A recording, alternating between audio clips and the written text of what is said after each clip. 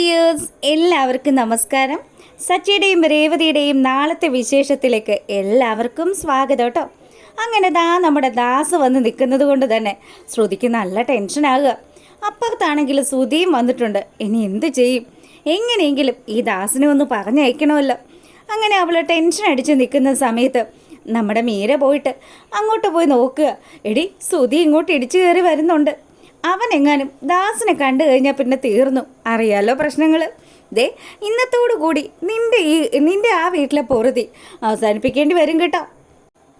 അങ്ങനെ മീര വന്ന് പറഞ്ഞതും നമ്മുടെ ശ്രുതിക്ക് ഭയങ്കര ടെൻഷനായി. അതെ, ഞാൻ എന്ത് ചെയ്യണം? ഞാനിവിടെ നിൽക്കണോ അതോ പോകണോ എന്ന് ദാസ് ചോദിക്കുക. ഇപ്പോഴാകുമ്പോൾ നിൻ്റെ ഭർത്താവ് വന്ന സ്ഥിതിക്ക് അവനോട് ഞാൻ എല്ലാ കാര്യങ്ങളും പറയും. നീ ഇതിനു മുന്നേ ഒരു വിവാഹം കഴിച്ചതാണെന്നും നിനക്കൊരു കുട്ടിയുണ്ട് എന്നുള്ള കാര്യം കൂടി ഇപ്പം തന്നെ അവനോട് ഞാൻ പറഞ്ഞേക്കാം. ദയവ് ചെയ്ത് ചതിക്കരുത്. നിനക്ക് 1,00,000 രൂപ വേണമെന്നാണല്ലോ പറഞ്ഞത്.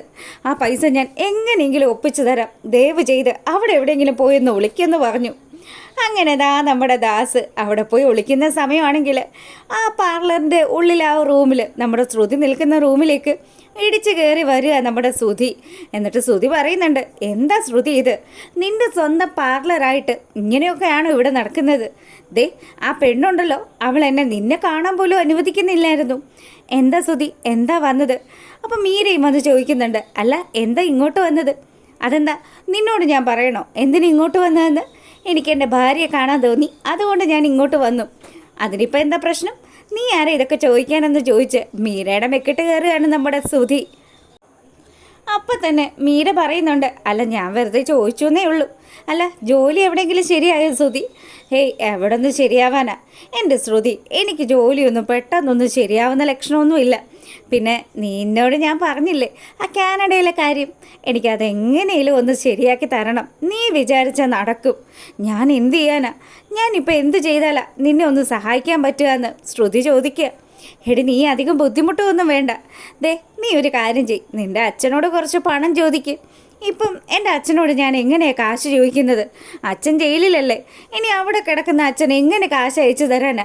ശ്രുതി, ഇതൊന്നും നടക്കില്ല കേട്ടോ. ശ്രുതി ഇവിടുന്ന് പോയിക്കോന്ന് പറഞ്ഞ് നമ്മുടെ ശ്രുതി ദേഷ്യപ്പെടുക. നീ എന്താ ഇങ്ങനെ എന്നോട് പെരുമാറുന്നത്? ഞാൻ നിന്നോടല്ലാതെ ആരോടെ സഹായം ചോദിക്കുക? ശ്രുതി എന്നോടല്ലാണ്ട് ശ്രുതിക്ക് സഹായം ചോദിക്കാൻ വേറെയും ചില ആൾക്കാരൊക്കെ ഉണ്ട്. എന്തായാലും എൻ്റെ അച്ഛൻ്റെ കാശ് കിട്ടിയിട്ട് ശ്രുതി കാനഡയ്ക്ക് പോകുമൊന്നുമില്ല. ഈ നാട്ടിലുള്ള എന്തെങ്കിലും ഒരു പണി നോക്കി ജീവിക്കുന്നതായിരിക്കും നല്ലത്. പിന്നെ ഒരു മാർഗം ഞാൻ പറഞ്ഞു തരാം. എന്താണെന്ന് വെച്ചാൽ, നിങ്ങളുടെ അച്ഛൻ്റെ അമ്മയുടെ അടുത്ത് ചെന്നിട്ട് ഒന്ന് സംസാരിച്ച് നോക്ക്. അവരൊരു പക്ഷേ നിങ്ങൾക്ക് കാനഡയിൽ പോകാനുള്ള പൈസ തരും. എടി, അതിപ്പോൾ എങ്ങനെയാടി? അവരുടെ കയ്യിൽ അത്രയും പൈസയൊന്നും ഇല്ലല്ലോ. അവർ പിന്നെ എന്നെ എങ്ങനെ സഹായിക്കാനാ? ഉണ്ടായിരുന്ന അച്ഛൻ്റെ പൈസ മൊത്തവും ഞാൻ അന്ന് കൊണ്ട് തൊലച്ച് കളഞ്ഞില്ലേ? അപ്പോൾ അതൊക്കെ ഓർമ്മയുണ്ടല്ലേ? എൻ്റെ സുധി, ഒരു കാര്യം ചെയ്യണം. വീട്ടിലെ പ്രമാണം ഉണ്ടല്ലോ, ആ പ്രമാണം പണയം പെടുത്തിയിട്ട് എന്തെങ്കിലും പൈസ കിട്ടുമെന്ന് നോക്ക്. 14,00,000 രൂപയുടെ കാര്യമല്ലേ ഉള്ളൂ. സുധിക്ക് ജോലി കിട്ടിക്കഴിഞ്ഞാൽ കുറേശ്ശായിട്ട് ആ പൈസ കൊടുത്ത് തീർക്കാമല്ലോ. പിന്നെ എന്തിനാ സുധി ഇങ്ങനെ ടെൻഷൻ അടിക്കുന്നതെന്ന് ശ്രുതി പറയുക. അത് കൊള്ളാം, പക്ഷേ ആധാരം സച്ചിക്ക് വേണ്ടിയിട്ട് അച്ഛൻ പണയപ്പെടുത്തിയിരിക്കുകയല്ലേ. ഇനി അങ്ങനെയുള്ള സ്ഥിതിക്ക് ഞാൻ പോയി ചോദിച്ചു കഴിഞ്ഞാൽ അച്ഛനത് തരുമോ? എൻ്റെ ശ്രുതി ഒരു മാർഗം ചോദിച്ചു, ഞാനത് പറഞ്ഞു തന്നു. ഇനി അതെങ്ങനെയാണ് പ്രാവർത്തികമാക്കേണ്ടെന്ന് അതേ ശ്രുതി തന്നെ തീരുമാനിക്കേണ്ടി വരും. ഞാൻ പറയാനുള്ളതൊക്കെ പറഞ്ഞു എന്ന് പറഞ്ഞ് ശ്രുതി ദേഷ്യപ്പെട്ടിങ്ങനെ നിൽക്കുക. എന്തായാലും എനിക്കിത് ഇച്ചിരി തിരക്ക് കൂടിയുണ്ട്. ശ്രുതി വീട്ടിലേക്ക് പോയിക്കോ, ഞാൻ പിന്നീട് വീട്ടിലേക്ക് വരാമെന്ന് പറഞ്ഞ് നമ്മുടെ ശ്രുതി അവിടെ അങ്ങനെ നിൽക്കുമ്പം ശ്രുതി വീട്ടിലേക്ക് പോരുക. അങ്ങനെ നമ്മുടെ ശ്രുതി വീട്ടിലെത്തി. അപ്പോഴത്തേക്കിനും രവി നല്ല മയക്കത്തിലാണ്.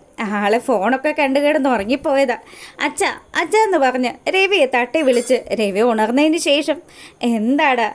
ഞാൻ ഈ ഫോൺ കണ്ട് മയങ്ങിപ്പോയതാ. എന്താ, നീ ഇപ്പം വന്നതേ ഉള്ളൂ? അല്ല, ശ്രുതി എവിടെ? അവൾ വരും. പിന്നെ നിനക്ക് പോയിട്ട് എവിടെയെങ്കിലും ജോലി ശരിയായോ? എൻ്റെ അച്ഛ, ഇവൻ എവിടെ നിന്ന് ജോലി ശരിയാകാനാ? അച്ഛൻ എന്നതാ ഈ പറയുന്നത്? അങ്ങനെ സച്ചിയും രേവതിയും കൂടി ഈ കാര്യം പറഞ്ഞ് അങ്ങോട്ട് വരിക. അപ്പം തന്നെ രവി പറയുന്നുണ്ട്, എടാ സച്ചി, ചുമ്മാ അതിരിക്ക്. എൻ്റെ അച്ഛ, ഇവൻ ഇങ്ങനെ തേരാപ്പാര നടക്കുന്ന നേരത്ത് എവിടെയെങ്കിലും ജോലിക്ക് കയറി കഴിഞ്ഞാൽ ഇവൻ ഇപ്പം തന്നെ നല്ലൊരു പൈസ ശമ്പളമായിട്ട് കിട്ടിയേനെ. ഇങ്ങനെ ആരുടെ മുന്നിലും വന്ന് കൈനീട്ടേണ്ടി വരില്ല. അല്ല, നീ എന്താ എന്നെ വിളിച്ചുണർത്തിയത്?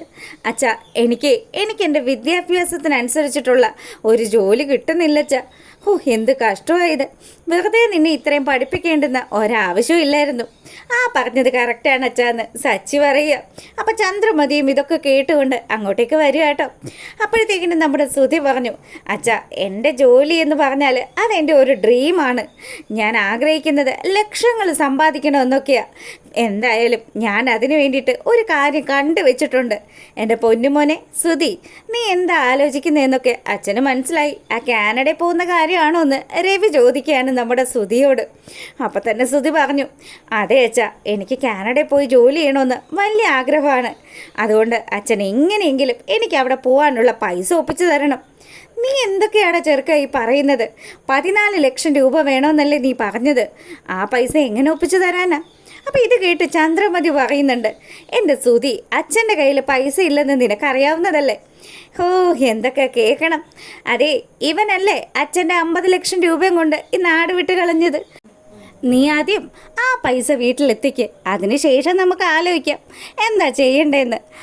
അതിനിപ്പോൾ എങ്ങനെ കിട്ടാനാ? അതെൻ്റെ കൈ മറിഞ്ഞു പോയില്ലെന്ന് ശ്രുതി പറയുക. അങ്ങനെയുള്ള മരമണ്ടനായിട്ടുള്ള നിനക്ക് വേണ്ടി ഇനി ആരെങ്കിലും പൈസ ഇറക്കി കളിക്കുമോ? എന്തായാലും നീ ഒരു കാര്യം ചെയ്യ്, നിൻ്റെ മലേഷ്യയിലുള്ള അമ്മായിയപ്പനെ വിളിച്ച് ഒന്ന് സംസാരിച്ച് നോക്കടാ. അതിനങ്ങേരിപ്പോൾ ജയിലിലല്ലേ ഉള്ളതെന്ന് ശ്രുതി പറയുക. ഇത് കേട്ടപ്പോൾ തന്നെ ചന്ദ്രബന്ധു പറയുന്നുണ്ട്, എന്നാ എൻ്റെ പൊന്നുമോനെ, നീ ഈ നാട്ടിലുള്ള എന്തെങ്കിലും ഒരു പണിയെടുത്ത് ജീവിക്ക്. അത് തന്നെ ആയിരിക്കും ഇനി മുന്നോട്ടുള്ള നിൻ്റെ ഭാവിക്ക് ഏറ്റവും നല്ലതെന്ന്. അപ്പോൾ ശ്രുതി പറയുന്നുണ്ട്, അമ്മേ, ആരൊക്കെ വിചാരിച്ചില്ലേലും അമ്മ വിചാരിച്ചാൽ നടക്കുമമ്മേ. നീ എന്താ ശ്രുതി പറയുന്നത്? അതിന് എൻ്റെ കയ്യിൽ എവിടെ നിന്നാടാ 14 ലക്ഷം രൂപയൊക്കെ ഉള്ളത്? നമ്മുടെ ബാങ്ക് അക്കൗണ്ടിൽ പോലും അത്രയും പൈസയൊന്നും ഇല്ലല്ലോ. അതെ അമ്മേ, ഈ വീടിൻ്റെ ആധാരം ഇവിടെ ഉണ്ടല്ലോ. അമ്മ ഒരു കാര്യം ചെയ്യും, ആ ആധാരം പണയപ്പെടുത്തിയിട്ട് എനിക്ക് കുറച്ച് പൈസ എടുത്തതാ. 14 ലക്ഷം രൂപയുടെ കാര്യമല്ലേ ഉള്ളൂ. ഞാൻ കാനഡയിൽ പോയിട്ട് ജോലിയെടുത്ത് മാസം മാസം അമ്മയ്ക്ക് ലക്ഷങ്ങൾ അങ്ങോട്ട് അയച്ചു തരാമെന്ന് ശ്രുതി പറയുക. ഇത് കേട്ട് ചന്ദ്രമതി ഒരു മിനിറ്റ് അങ്ങ് മിണ്ടാതെ നിൽക്കുക. അതിനുശേഷമാണെങ്കിൽ ചന്ദ്ര പറഞ്ഞു, എന്താണ് നിൻ്റെ ഉദ്ദേശം? എന്നെയും ഈ വയ്യാത്ത മനുഷ്യനെയും തെരുവിലിറക്കാനാണോ? ഞാനൊക്കെ എന്താടാ ചെയ്യേണ്ടത്? പ്ലാറ്റ്ഫോമിൽ പോയി ടിക്കറ്റ് എടുത്ത് അവിടെ ഇരിക്കാനാണോ? എടാ, നിനക്ക് വേണ്ടിയിട്ട് എന്തൊക്കെ സഹായങ്ങളാണ് ഞാൻ ചെയ്തിരിക്കുന്നത്. പക്ഷേ ഈ കുടുംബം വിറ്റുള്ള ഒരു പരിപാടിക്കും ഈ ചന്ദ്രമതിയെ കിട്ടത്തില്ല എന്ന് ചന്ദ്ര പറയുക. ഇത് കേട്ട് കഴിഞ്ഞപ്പോൾ നമ്മുടെ സച്ചിക്ക് ചിരിയാട്ടോ വന്നത്. സച്ചിയാണെങ്കിലോ, എടാ മണ്ട, നിന്നെപ്പറ്റി എന്തായാലും നിൻ്റെ അമ്മ ഇങ്ങനെ പറയുമെന്ന് സത്യം പറഞ്ഞാൽ ഞാൻ വിശ്വസിച്ചിട്ടേ ഇല്ലായിരുന്നു. ഇപ്പം എനിക്ക് മനസ്സിലായിട്ടോ, അമ്മയും നിന്നെ തള്ളി പറഞ്ഞു. എടാ ഓടുകാലി, ഇനി നിനക്ക് ആര് കാശ് തരാനാണ്? എന്തായാലും നീ ഇനി വെറുതെ പൈസയെന്ന് പറഞ്ഞ് നടക്കുക മാത്രമേ ഉള്ളൂ. നിന്നെ ആരും സഹായിക്കത്തില്ലടാന്നൊക്കെ പറഞ്ഞു. അങ്ങനെ നമ്മുടെ സച്ചി പറഞ്ഞതും രേവതി പറയുന്നുണ്ട്, സച്ചിയേട്ടാ ഒന്നും മിണ്ടാതെ ഇരിക്കും. അയ്യോ, മിണ്ടാതിരുന്നേക്കാവേ, ഇനി നീ പറഞ്ഞിട്ട് ഞാൻ കേട്ടില്ല എന്ന് വേണ്ട. അങ്ങനെ അവിടെ ഇവരെല്ലാവരും കൂടെ സംസാരിച്ചുകൊണ്ട് നിൽക്കുക. ഈ സമയമാണെങ്കിൽ നമ്മുടെ ചന്ദ്രയുടെ കാല് പിടിക്കുന്ന രീതിയിൽ ശ്രുതി പറഞ്ഞു, അമ്മ എങ്ങനെയെങ്കിലും എന്നെ ഒന്ന് സഹായിച്ചേ പറ്റുള്ളൂ. അമ്മ അത് ചെയ്യില്ല എന്ന് മാത്രം പറയല്ലേ, എനിക്ക് മറ്റൊരു മാർഗ്ഗം ഇല്ലല്ലോ. 50 ലക്ഷം രൂപ, എടാ, ഈ നിൽക്കുന്ന മനുഷ്യൻ കഷ്ടപ്പെട്ട് സമ്പാദിച്ച കാശ്, അത് നീ എടുത്തോണ്ട് പോയിട്ട് അത് തിരികെ തരാമെന്ന് നീ എൻ്റെ തലയിൽ തൊട്ട് തന്നെയല്ലേ ശ്രുതി സത്യം ചെയ്തത്? എന്നിട്ട് 1 രൂപ നീ ഈ വീട്ടിലേക്ക് തിരിച്ചു തന്നോ? ഇല്ലല്ലോ. അത് പോട്ടെ, അതും പോരാഞ്ഞിട്ട് ഇപ്പം എന്നെയും ഈ കുടുംബത്തെയും ഒക്കെ തെരുവിലിറക്കുന്ന ഒരു വഴിയുമായിട്ടവൻ വന്നിരിക്കുന്നു. ആരാടാ നിനക്ക് ഈ ബുദ്ധി ഉപദേശിച്ച് തന്നത്? അപ്പോൾ ഇവരിങ്ങനെ സംസാരിച്ചുകൊണ്ട് നിൽക്കുന്ന സമയത്താണ് അങ്ങോട്ട് നമ്മുടെ ശ്രുതി കയറി വരുന്നത്. വരുന്നുണ്ടല്ലോ പണക്കാരിയായിട്ടുള്ള അമ്മയുടെ മരുമോളെന്ന് സച്ചി പറയുക. അപ്പം തന്നെ ശ്രുതി ചോദിക്കുന്നുണ്ട്, എന്ത് പറ്റി ആൻറ്റി, എന്താ ഇവിടെ പ്രശ്നം? ഒന്നും അറിയാത്തതുപോലെ അവൾ സംസാരിക്കുമ്പം നമ്മൾ സംസാരിച്ചില്ലേ ശ്രുതി, അമ്മയോടും അച്ഛനോടും ആധാരം പണയപ്പെടുത്തി കാശ് ചോദിക്കുന്ന കാര്യം. അതാ പറഞ്ഞ്. നീ പറഞ്ഞതുപോലെ തന്നെ എല്ലാ കാര്യങ്ങളും ഞാൻ ഇവിടെ വന്ന് അവതരിപ്പിച്ചിട്ട് ഇവരാരും അതിനെ സപ്പോർട്ട് ചെയ്യുന്നില്ല ശ്രുതി എന്ന് ശ്രുതി അവിടെ വെച്ച് എല്ലാവരുടെയും മുന്നിൽ വെച്ച് പറയുക. ശരിക്കും ഇതിൻ്റെയൊക്കെ മാസ്റ്റർ ബ്രെയിൻ ആരാണ് എന്നുള്ള കാര്യം ചന്ദ്രമതിക്കും ബാലനും നമ്മുടെ രേവതിക്കും സച്ചിക്കും ഒക്കെ ബോധ്യപ്പെടുക. അമ്പടി, ഇവള് കൊള്ളാലോ, ഇവളെല്ലാ ഐഡിയയും പറഞ്ഞു കൊടുത്തിട്ട് അവളിപ്പോൾ ശ്രുതിയെ ഇങ്ങോട്ട് പറഞ്ഞയച്ചിരിക്കുക. കൊള്ളാം. എന്തായാലും ശ്രുതിയുടെ തനിക്കോണം ഇവർക്ക് എല്ലാവർക്കും മനസ്സിലായിരിക്കുകയാണ്. അപ്പോൾ ഇതൊക്കെയാണ് കേട്ടോ നാളത്തെ വിശേഷത്തിലുള്ളത്. ഫുൾ വീഡിയോ ആയിട്ട് രാവിലെ വരാം. എല്ലാവർക്കും നല്ലൊരു ദിവസവും നല്ലൊരു രാത്രിയും ആശംസിച്ചുകൊണ്ട് ഇന്നത്തെ വീഡിയോ വൈൻഡപ്പ് ചെയ്യാണ്. അപ്പോൾ ഓക്കെ.